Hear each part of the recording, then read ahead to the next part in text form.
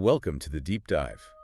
Today we're looking at how a story can take something seemingly peaceful, like a beach vacation, and just twist it into something terrifying. Yeah, it's fascinating. We're doing a deep dive into Rishi's Echo, the beach house haunting, and we're really going to unpack how it builds that chilling atmosphere, like step by step, how it pulls you into this feeling of dread. Because, sometimes the scariest things aren't the big monsters. They're the little details, the subtle things you barely notice until suddenly, well, you can't ignore them. That's exactly it. And what's fascinating here, especially with horror, is how it often starts so mundane, normal even. Right. It's not always about jump scares from the get-go. It's this careful construction, this layering of elements that slowly ramps up the unease. Rishi's Echo does this really well. Okay, so let's set the scene. Our deep dive starts with this family, Arun, Meera, their daughter Anya, and Max the dog, golden retriever. They've rented this beach house for the summer. It's beautiful, isolated. The story even says, this place is beautiful. Look at that view. Total idyllic setup. Textbook beginning, the calm before the storm, as you said. But right away, there's this tiny detail. It mentions there are just two houses there. They rented one. The other, it's locked and weathered, right next to it empty, or so they thought. And that's the first little crack, isn't it? Yeah.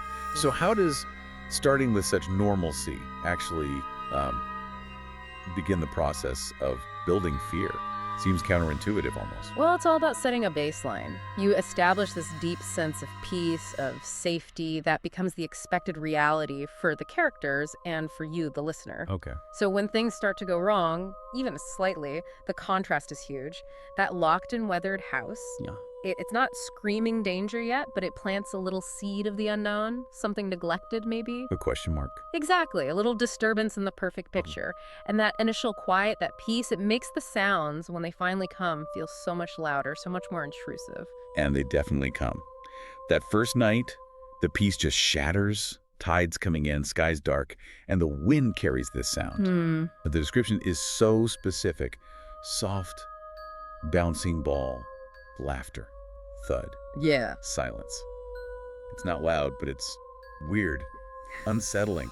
Why are those sounds so effective right off the bat? It's that cognitive dissonance kicking in, a bouncing ball, laughter. Normally, those are happy, innocent sounds, right? Childhood sounds. Yeah, totally. But the delivery soft, distant, then that abrupt thud, then nothing. It feels wrong. Your brain struggles to reconcile the innocent sound with the unsettling context. And the dog reacts instantly. Max growls. Right. The animal barometer, classic trope, but so effective. Animals sensing things we miss or ignore, it immediately gives the sound a layer of genuine threat. Meanwhile, Meera's trying to rationalize it. Probably kids on the beach, she says. Which is what most of us would do, wouldn't we? Try to find that logical explanation. It kind of foreshadows the denial that's coming, but it really raises that question. How hard do we cling to logic when things feel illogical? It gets much harder the next night, that's for sure. The rationalizations start falling apart. The story reminds us, but there were no kids, none within miles. Their isolation is key. So that explanation is gone. Poof. Exactly. Then, late that night, 11:42 p.m., the sound is back. A ball bouncing again, echoing, unnaturally rhythmic. That detail, unnaturally rhythmic. Ooh, yeah. That's creepy. Rhythmic suggests intent, not just random noise. Balloon tries to dismiss it. It's just wind. Go back to sleep. But Max, he's terrified. Stiff at the window, growling, tail tucked. Dogs know what we choose to ignore, the narrator says. See? Max knows the animal instinct bypassing the human need to rationalize. And then the real turning point. A child's whisper, faint, playful, Oh, yeah. saying, come play with me. Meera gasps. Game over for denial, right? How does this escalate things so sharply? It's that auditory exhalation. The bouncing ball repetition, now unnatural, builds tension, but the whisper, that's direct communication. It's not just ambient noise anymore, it's an invitation from something. And Max's terror confirms it's not just their imagination. The isolation seals it. No kids, no wind explanation fits this. This is where the real horror starts to sink in for them. The logical explanations are just gone. It really shows how familiar sounds, twisted just slightly, can become terrifying. Absolutely. It taps into those deep-seated fears. So they can't ignore it now. The next day, Meera goes to talk to the owner, Mr. De Silva, The old man. and he basically confirms her worst fears. Asks her, you heard it, didn't you? Then drops the bomb. The boy, my grandson, Rishi. Wow. So it has a name. Yeah, and a backstory. Rishi drowned years ago, Fell into an old well in the backyard of that locked house. Oh, the well. Okay. De Silva says he locked the house up after it happened, but some nights Yeah. you can still hear him play. Just accepts it. How does giving the ghost this history, this name, actually make it more scary? It personalizes the dread. It's not just some random spook. It's Rishi, a child. There's tragedy there, which adds this layer of poignancy. But it's also terrifying because his actions, like the bouncing ball, the whispers, they stem from this tragic, unfulfilled place. He doesn't understand he's gone, De Silva says. He thinks it's still summer. That line is chilling. It is. Because it gives a sort of logic, a supernatural logic to everything they've experienced. It makes the impossible feel suddenly horribly real. It grounds the haunting. Speaking of grounding it, the story then gives them physical proof. Yeah. Irrefutable proof. Okay. The narrator says, curiosity, as always, is the enemy of peace. Arun and Meera are near the fence looking at Rishi's house. Anya shouts, Max found a ball. Oh, no. And it starts bouncing, louder this time, faster, thud, thud, thud. But they did bring a ball with them. They didn't bring one. Nope. Max drops it, whimpering. Meera picks it up. It's old, faded, and etched onto it. The name Rishi. Goosebumps. Actual goosebumps. Meera just whispers, this can't be real.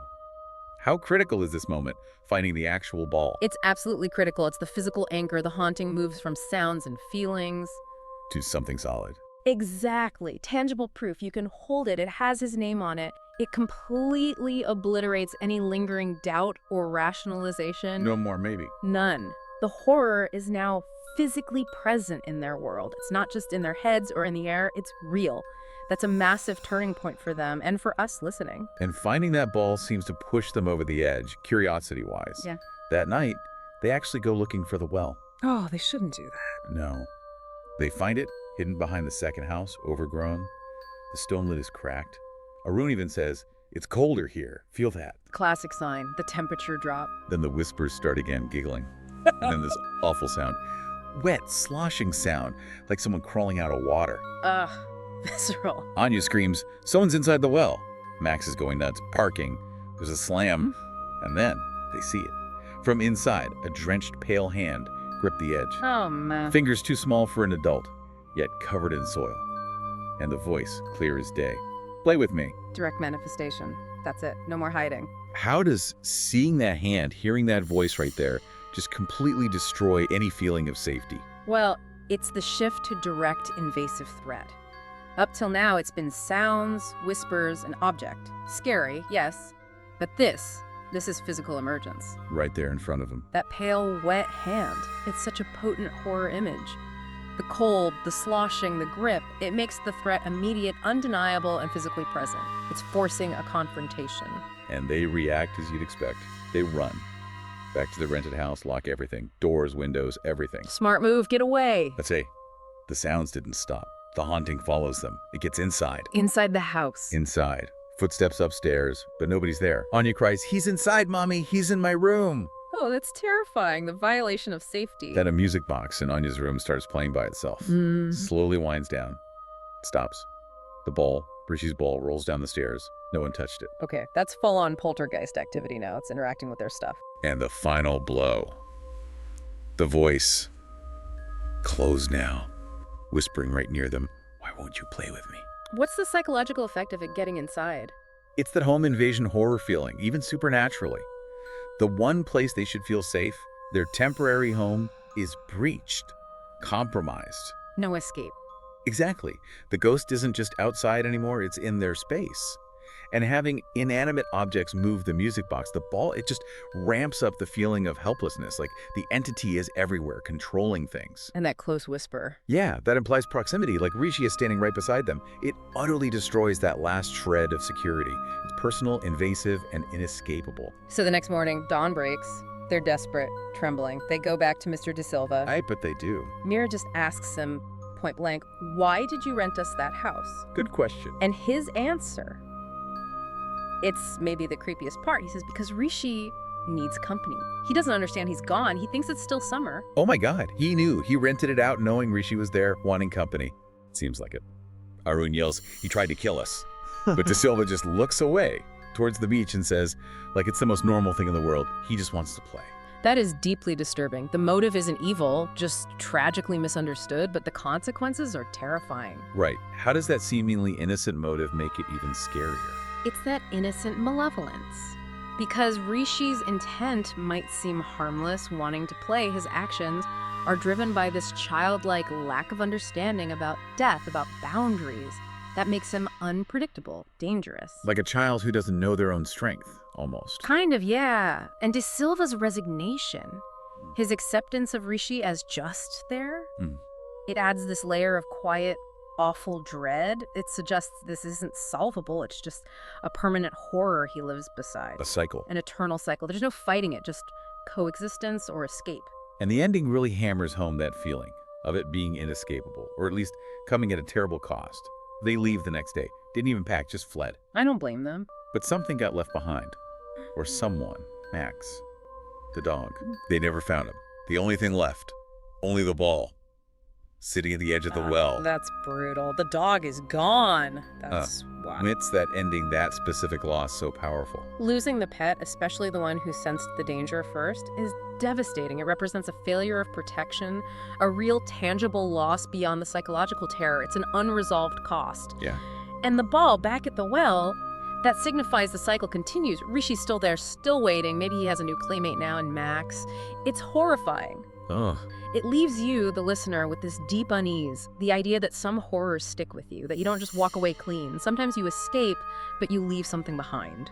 So, yeah, Rishi's Echo really is a fantastic example of building horror slowly, meticulously, using sound, using atmosphere, using that tragic backstory. It's all about those layers. And finally, that physical evidence and invasion. It shows horror is so much more than jump scares. It's what you hear in the silence, what you infer from a misplaced object, what lingers.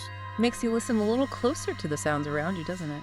It really does. Yeah. Makes you think about how easily normal things can feel wrong. And maybe this story leaves us with one final thought to carry away. If you ever find yourself on the coast, renting a place, and there's another house nearby, locked up, silent, Yeah. listen closely. If all you hear is the ocean, the waves, you're probably okay. But if you hear a child bouncing a ball, maybe don't go looking for the well, Chilling. because he might just find you instead. A perfect place to leave it. Join us next time as we dive deep into another stack of fascinating material.